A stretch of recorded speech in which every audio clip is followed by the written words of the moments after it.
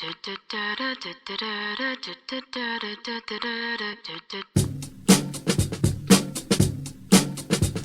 guys, thanks for tuning into QueRicaTV. I'm Erica Lasan. Today we're in Upper Manhattan where we'll be speaking with owner and founder of Fracassi Lashes, Falicia Fracassi. We're going to speak with her a little bit about her franchise, the Lash business, as well as some of her ventures as an entrepreneur. Let's see what this lovely lady has to say. So tell us a little bit about Fracassi Lashes. How did you get into the lash business? I love making ladies look and feel beautiful. I take the time to look at every detail on someone's face.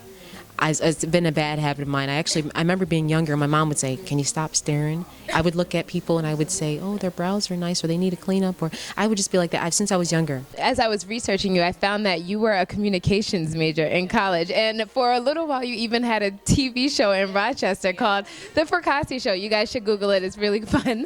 How did you go from television to lashes? Okay. I have always had a love for TV. When I was in high school, I had my first radio show. It was called The Young Disciples. We would be on the radio every Saturday and we would talk to the people about what was going on.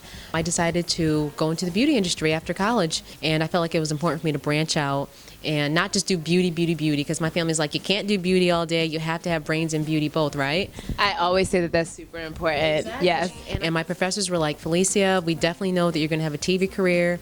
So I had my TV show, but I also had a passion for beauty. How long were you doing the Fracassi Show and why did it The end? show didn't end. I just decided to focus more on building my brand for my stores. So I just was me about focusing more on building the brand because I can't be in all the places at once. So I had to choose.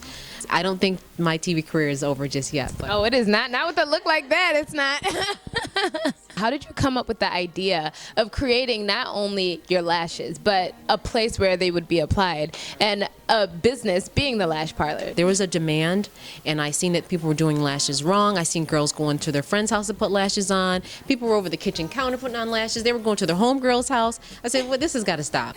I said, I am going to open up a store where it's professional, it's clean, the environment is fun, and everyone feels beautiful. Let's go for it. I built this business back in 2009 in the middle of a recession. A lot of people were like, what are you doing? You cannot sell just one thing. That's not going to work. But I opened my first store back in 2009. I opened a store in 2010, 2011, and 2012, 2 more stores, and we're going out with more stores. So I decided not to stop. I'm going to keep on going. And one of my quotes I just put on Facebook, what was it, last night? If I don't grow, it's time to go.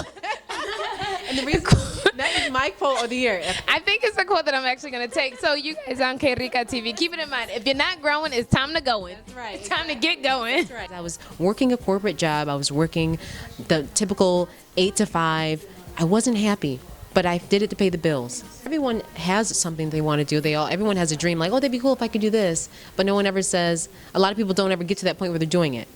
So for me, I said, let's get to that point where we can actually live the dream. Why not? You mentioned that you worked in corporate America. What was it that you did before you got into beauty and television and all of that? Yep. I worked at the corporate Verizon Wireless, at the corporate building. Yeah, in Rochester, New York. I don't know how all this fabulosity could just sit behind a desk and you're like, that's why it's not. That's exactly why I had to leave, girl. That's exactly why I had to go. But I will say this, corporate America helped me learn how to run a business. And I think that in every chapter in your life, you're learning things, and it's for the next chapter. Aside from having your lash parlors, all of the lashes that you apply in here are your own lashes. You develop and create the lashes, like the Lash Dash or the Dash Lash. It's just so catchy. The Dash Lash and the $1 Million Lash. How did you come to the idea of creating lashes? Right. I said to myself, it's time to create a lash that's going to look right. It's going to blend beautifully. So I created a lash called the $1 Million Lash, and I created another lash called the Dash Lash. And the inspiration behind both lashes was the $1 Million Lash. People would always say, girl, you look like $1 million. You look like $1 million bucks. And I said, you know what? We're going to call this the $1 Million Lash because every lady came out of my store looking like $1 million. The Dash Lash was like a quick lash. You can dash around the town and look cute. Dash around the city. You know, we're in Manhattan. We want to make sure everyone's dashing around looking cute out there. And how many other lashes do you have in development? I have 2 more in development right now. Yes. Actually 3. I'm sorry, 3. She's a celebrity lash guru to the stars. Like, this is it right here. Who are some names that you've worked with that some of our QuErica viewers may know of? I'm not a name dropper, but I've worked with a lot. Drop them names, girl. I hate dropping names. I've worked with a lot. Actually, during this interview, we actually had a celebrity that was in the building. I don't care to say I hate doing this, but I've worked with a lot of celebrities, and they love what I do, and I treat them like they're regular people. What else would you like to see your hands in? Well, right now, I'm writing a book. I'm working on a book right now for women, just on how to empower themselves and finding out their gift, because a lot of times people don't know what their gift is, what their calling is, and I feel like it's really important to find out what your goal in life is and do it. Where would you like to see yourself in your business, your brand, your franchise? Because I feel like Fracassi, I can see it now in 20 years everywhere. Gosh, 20 years. Hopefully I'll still be looking halfway decent, first of all.